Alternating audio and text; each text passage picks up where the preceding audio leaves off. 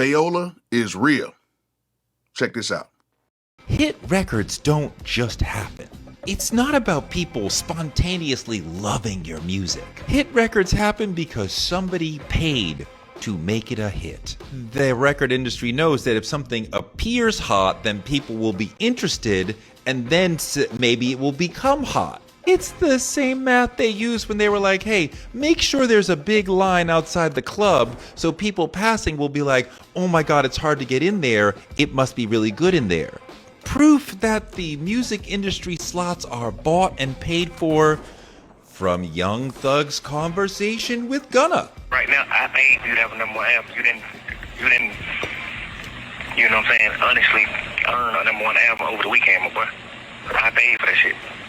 I spent 50 extra grand buying motherfucker. Young Thug there is telling Gunna he spent $50,000 buying streams to make Gunna's album number one. It's not exactly Payola, but it's in the same vein. But Payola is so deeply embedded in the music industry that you can't even see it anymore. But if a record blows up at radio or on Spotify as far as Spotify playlists, that's because somebody paid for it to be in that slot. You don't end up on Rap Caviar or any of these major official Spotify, Apple Music playlists because somebody likes the way the record sounds. They gotta like the record to some extent, but the music industry, the labels are paying for those slots. There's no organic success. It takes about $250,000 to make a record look like a hit at radio. To dominate Spotify playlists, that's a whole nother check. They want to create the illusion of demand, but it's an illusion. The Billboard chart, the radio, Spotify playlist, none of this is an organic reflection of what people really feel about these records. This is all bought and paid for by labels and the industry. Sometimes artists may not be aware of such things, like Gunna was not aware that Thug had paid all this money for his album to go number one. He didn't know. Sometimes artists don't know. All right, so we all know that Payola is still a thing in the music business, but it's not what most people think, okay? I get it. It's still happening, but it's not like how people think, oh, you take $50,000 and you drop a bag right in somebody's hand and they just take it from there. It's not like that. And another thing that I do want to talk about is the $50,000 thing, because $50,000, I'm just going to be honest with you, is not going to take any album to number one status. Not going to happen. It helps, but to get an album to number one status, 50 G's is not going to do it. Okay? It's not going to do it. But it will help. So, you know, from what they're saying with the leaked phone calls or whatever, yeah, 50 G's will help, but it definitely won't get an album to to number one status. Nah. No, knowing the people who I know, and even the one person who I talked to who is a radio consultant who deals with this type of stuff, he was like, nah, 50 G's won't get it to that point. However, if, you were an independent artist and you needed, to get a good push on a particular song, 50 G's could help out a lot if the 50 G's is spent the right way.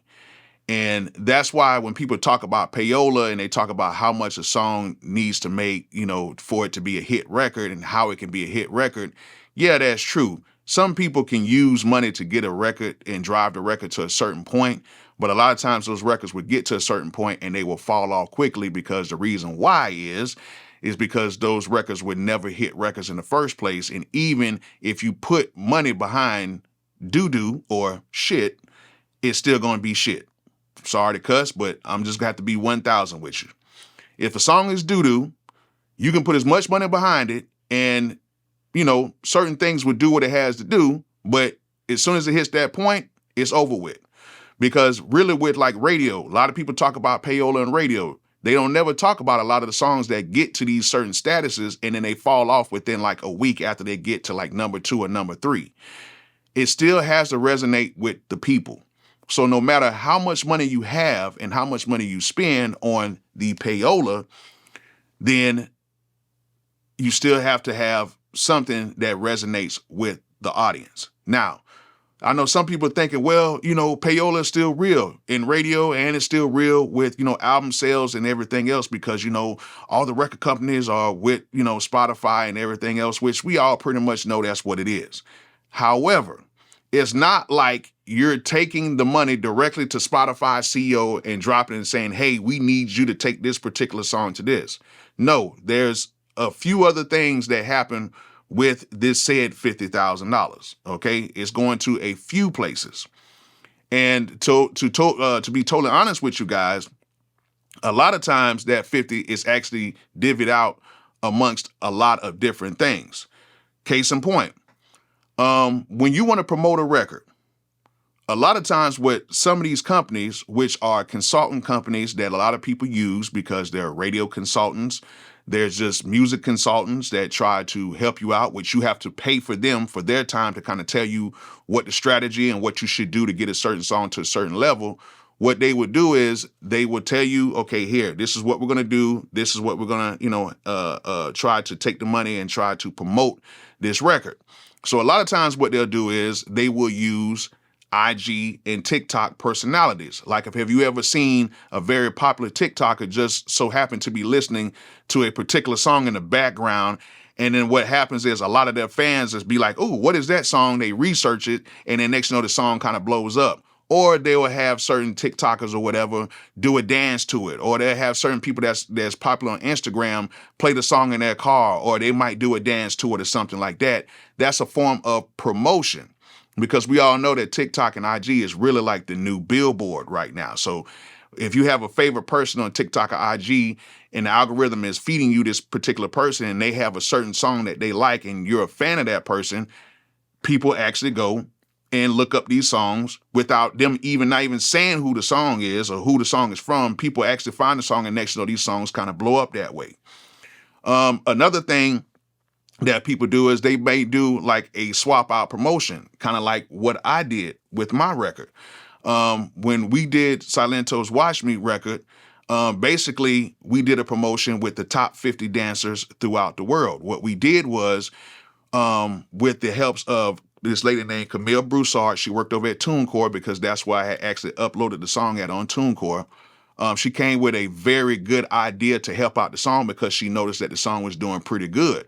She said, hey, let's go ahead and get the top 50 dancers from around the world. And what we're going to do is we're going to blacklist their page, basically meaning, it's a whitelisting, blacklist and white. It's one of them. I think it's whitelisting their page. We're going to whitelist their page. And basically what it means is they're going to dance to the song. And what's going to happen is those pages will be able to retain all of the YouTube ad revenue.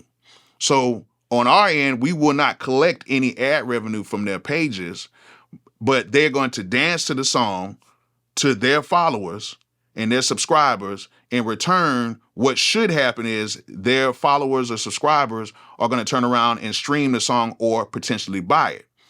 But we won't be able to touch their ad revenue on their page, which was cool because a lot of these people had millions of followers and they were making a ton of money just dancing on their page. So we went ahead. That was one of the first times I was like, yeah, let's do it. Like, I didn't even think about it. Went ahead and got his guardians. They signed the paperwork. We got everything going. And then literally within like 2 weeks after the campaign started, we started seeing a buku amount of sales just like come out of nowhere. And we were doing this independently before we even signed the deal. And it worked out so great with that situation. And we didn't have to even pay anybody. So that was a form of kind of like a swap out type of promotion that you can do. And that's what we did to get, our record big. And that was a really big thing for us at that time because they got to keep their money. They did a favor for us. And then with that favor, it turned around and it helped us out. So sometimes you got to think in the long run with that. Now, with this situation with the 50 G's and what he was saying before, it takes 250,000 to get a record big. Yeah, it is true because you do have to basically pay for time slots. That's what you're paying for. You're paying for airtime. And that's what people need to understand is just like when you hear commercials on the radio, they're paying airtime for those commercials. And it's basically the same thing for songs. You're basically paying for airtime. You're paying for those 2 or 3 minutes of airtime because with these radio stations, they have everything planned out. And then now you have to pay for that slot. So it usually starts off when you pay to get a song on radio, that stuff is not expensive to pay for those air slots. So when you're paying for a song on the radio, it might start off on a mix show, like that 5 o'clock mix show before like the big show, or 5 or 6 o'clock when the DJ is spinning and they're doing their mashups, and you might hear maybe 10 or 15 seconds of a song. They're kind of like getting people prepped and ready to say, hey, this is going to be the next big thing. And then next, from there, it might go into rotation. Then they have a thing called power rotation where stuff is starting to play like maybe 3 or 4 or 5 weeks in or 6 weeks in, something like that. And then they're playing it every hour on the hour, or sometimes 2 or 3 times on the hour. And you're basically paying for those time slots. That's it's a great form of promotion for those songs because you're basically using that for promotion of the song to in turn get the people to either buy the record or to either stream the record. That's why radio is so important. So when people say payola, you're basically paying for a time slot. So that's why I understand why some people are like, well, radio is supposed to be where people are, they're supposed to decide what song it is. However, there's so many songs out, you got to pay for that time slot. It's the same way. I look at it the same way as just like YouTube, Facebook, Instagram, and all these other places where you can pay for promotion. You're paying for something to be promoted in front of people. So what happens is, like on YouTube, you can pay $100 and YouTube will basically tell you, okay, or Google AdSense, they'll basically tell you, okay, if you pay $100, you should get around about 15,000 impressions. And with those 15,000 impressions, you can expect to see 3,000 or 4,000 views on a particular video. The reason why they can say that is because they've collected data from all these years. They see how people are when you do these promotions and where you're promoting this thing to, and they can almost tell you down to the T how many views you're going to get because of the amount of money you put into the promotion, the amount of money that you paid for somebody to see your ad being placed on this particular screen.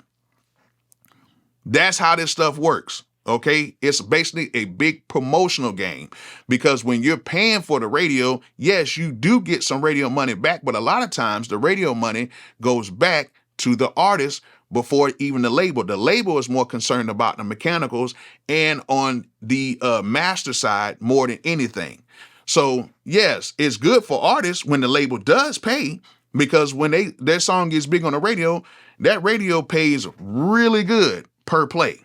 I'm gonna tell you guys right now, radio pays exceptionally good for plays, and the artists reap the benefits of that. And I believe the label reaps a benefit of that because they own the master as well. So everybody gets a little bit back from that because it's like an initial investment when it comes to that. Now, can independent artists do it? Yes. Does everybody know how to get in touch with people like that? No, because it's not really meant for everybody to get in touch with it because if every Tom, Dick, and Harry had access to these people, we would hear so much junk on the radio airways and we would hear so much more junk right now being promoted to us. Now, do people play for Spotify playlists? I'm pretty sure they do. I don't know. I've never done it. I've had songs placed on Spotify playlists before. I've never had it on the big playlist, or except for like bigger songs I had. And I'm pretty sure the labels do have relationships to say, hey man, it goes a few bucks to go ahead and just put them on this playlist. Let's see what's going on. Now, for the positions of the playlist, I really can't tell you about that. But I'm pretty sure that, they use some of the money for the Spotify playlist and like for the bigger playlists for people to, to go check out the songs on these big playlists and stuff like that. But at the end of the day, yes, payola is still real, but it's being used in different ways right now because everything is pretty much a digital way of doing it. Everything is pretty much internet. And then right now, things have changed from like the 60s and 70s where you would go out and drop a bag, on a radio PD or buy them a new car or something like that because you can't do that. That's showing like a favoritism. But when it comes to like radio consultants and stuff like that, they can sit down, have, conversations with these radio stations and say, hey, we have this record, it's doing pretty good. This is the demographics. This is what's going on. You know, this is what it is. Now, how they exchange the bread, I don't know nothing about that. Or even if they do exchange the bread that way, I don't know nothing about that. But I know, you know, there is some bread being exchanged. Now, with the whole Spotify situation, the whole streaming situation with the $50,000 being paid for extra streams, that's far-fetched with me to think that 50,000 got that record to number one. Now, maybe it was number two and it maybe needed a small bump to get to number one, because that's what that 50,000 would do. But to say 50,000 is going to guarantee a record to be number one, nah, nowhere near. You're going to spend a little bit more than that, to be honest with you. But yeah, Payola is still real. It's not accessible for everybody. But what you do have to understand is you still have to have a good piece of work to promote it.